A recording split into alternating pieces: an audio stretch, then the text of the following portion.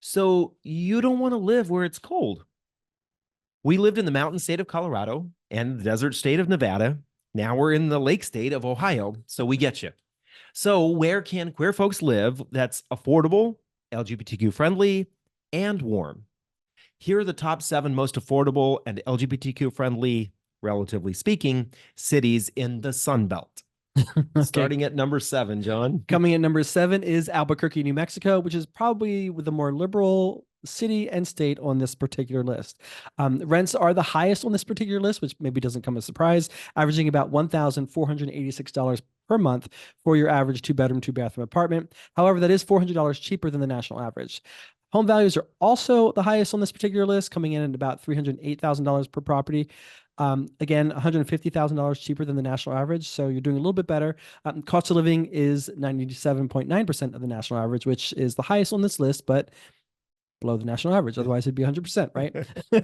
For more information on all things gay about Albuquerque, New Mexico, listen to or watch Queer Money episode number 421. All right. Coming in at number 6 is Birmingham, Alabama. Birmingham has the lowest rents on the list, coming in at $1,244 per month for a 2-bedroom, 2-bathroom. It also has the lowest home values, coming in at $105,000 for your typical home sold in Birmingham. And it also has the lowest cost of living at 87% of the national average. And because of all those things are low, likewise, so are the median and average incomes. They are the lowest on the list at $40,000 and $51,000 respectively. Now, one of the great things about Birmingham, if you're looking at it, this may be a great city for what we call geo arbitrage, or the opportunity to import a higher paying job from another place, especially if you're looking for a warmer climate and want to be in a location where rents, home values, and cost of living are a lot lower. And we're not the only ones who think this. Back on episode 509, when we covered small cities, Peace, Love, and Understanding on YouTube left us a comment in support of Birmingham saying, look at Birmingham. It gets a perfect 100 on HRC's MEI index. It is also very affordable, and it has no snow. Yes, it is in Alabama, which pretty much sucks, but as long as you don't venture too far outside the city limits, you might be very surprised. So maybe more of us have to check out Birmingham, Alabama. And we've heard that some of the best shrimp in the country comes from Alabama. Yeah. So if you want to know more about all things gay about Birmingham, listen to or watch episode 483 of the podcast. We did highlight Birmingham on that particular episode. Coming in at number 5 is Norman, Oklahoma. If you're not familiar, Norman is actually a suburb of the city of Oklahoma City. It is the home to the University of Oklahoma, which means it has a much lower population. And for that reason, it is much more liberal and is the only city in the state of Oklahoma. You mean lower as in younger? Lower, yes. Younger in age, lower in age. Yeah. It also has the second lowest rents, coming in at $1,333 a month. And also, I think because it is a university city, that is the reason why it got that 100 on HRC. You have a lot of individuals who are supportive of the community trying to attract students into the university. Exactly. That probably helps. Coming in at number 4 is San Antonio, Texas. Now, San Antonio gets on this list because it's really rocking it with the C's. It's just slightly below average for rents, home values, and cost of living.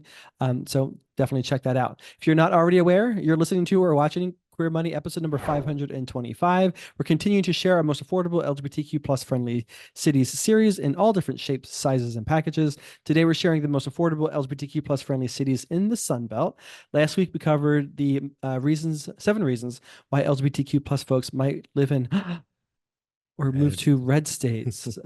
Very contentious episode. Yeah, especially if you want to see some comments that we got from folks both in favor and against living in a red state. Yeah, just to add some caveat, like we're doing is we provided we've come up with a measurement system, and all we're doing is sharing the results of those measurements in each of these bonus episodes. We're not inserting our opinion too much. So we're not, trying to influence anything. We're just trying to provide the numbers. And since most studies about where LGBTQ plus people should live or travel to are mostly focused on bars and restaurants, I don't know, we don't think that finance should be excluded from that equation, especially if we're planning on living in these places. And so many of us are struggling financially, especially as we enter retirement. So hopefully this provides some alternatives for folks.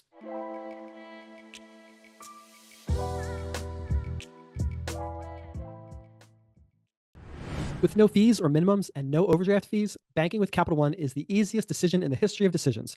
That's banking reimagined. What's in your wallet? Terms apply. See CapitalOne.com/bank for details. Capital One, N.A., member FDIC.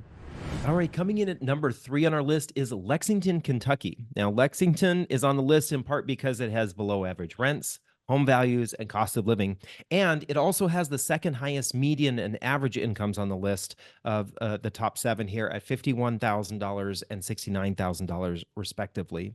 Worth noting, we did look at 173 cities in the 18 states that make up the Sunbelt. Actually, we didn't look at all 18. We cut that down to 15, in part because there aren't cities in Colorado, Kansas, and Utah at the southern portion of those states that are a part of the Sunbelt that actually are of size or that are LGBTQ friendly that garnered an HRC rating.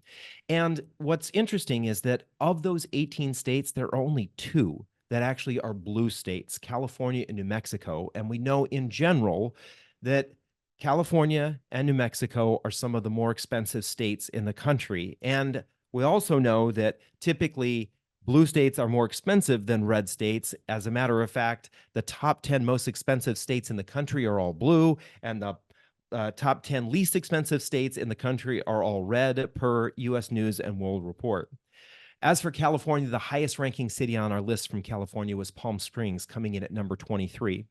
So if you want to see the whole list that we've looked at so far on this particular episode, all 173 cities, you can get that at on the growing spreadsheet at queermoneypodcast.com/cities. Also of note, all the cities that are on this list of 7 that we're sharing on this episode scored a 100 on the Human Rights Campaign Municipal Equality Index. So for those of you who are looking for slightly more liberal cities, we've got some honorable mentions for you. Our first is Dallas, which came in at number 8 in our analysis. Our second is Atlanta, which is a little bit more welcoming to people of color, comes in at number 10 in our total analysis. And then our third honorable mention is our last home, which was Las Vegas, Nevada, coming in at number 16 in our analysis. So please remember to smash that like and share button and let other LGBTQ plus folks know if you like this list, this particular episode, or this entire show. That helps us reach more LGBTQ plus folks. So coming in at the second place, or the runner-up position, another showing from Kentucky, and that is Louisville. It is scoring the B position because it's rocking it with the C's, similar to our last couple of cities that we just shared. It's just slightly lower than average rents, home values, and cost of living, which is what kind of gets it on this list in this position. The mission of Queer Money is to financially empower the LGBTQ plus community. Join us in thanking Capital One for supporting that mission. All right, coming in at number 1, another city from Kentucky.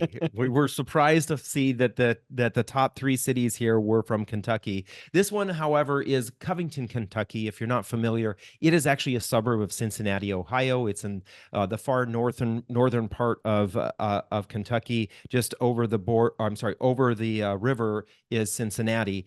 It has the second lowest home values, coming in at $186,000, the second lowest cost of living at 89.3%, and it does have the highest median and average incomes, coming in at $57,000 and $75,000 respectively of this top 7 list. For more information, all things gay about Covington, listen to or watch episode 451 when we took a look at the state of Kentucky. Exactly. So what are your thoughts? Share them in YouTube, TikTok, Spotify, or wherever you happen to catch this particular episode or watch or listen to this show. If you want to see all the data for all the cities that we've analyzed and all these different perspectives, please go to queermoneypodcast.com/cities, or click the link in your podcast player, or click the link right here if you're watching on YouTube. Capital One Auto Navigator does more than just auto financing. We're here to help you find a car you love, too. Shop millions of cars from thousands of dealers nationwide. Research your favorite makes and models. Explore dealers near you and more. All on Auto Navigator. Join us next Tuesday when we share the 10 best side gigs for earning more money when you are in retirement. And next Thursday when we share our opinions on the ultimate, the panacea, the Goldilocks cities for LGBTQ people and affordability.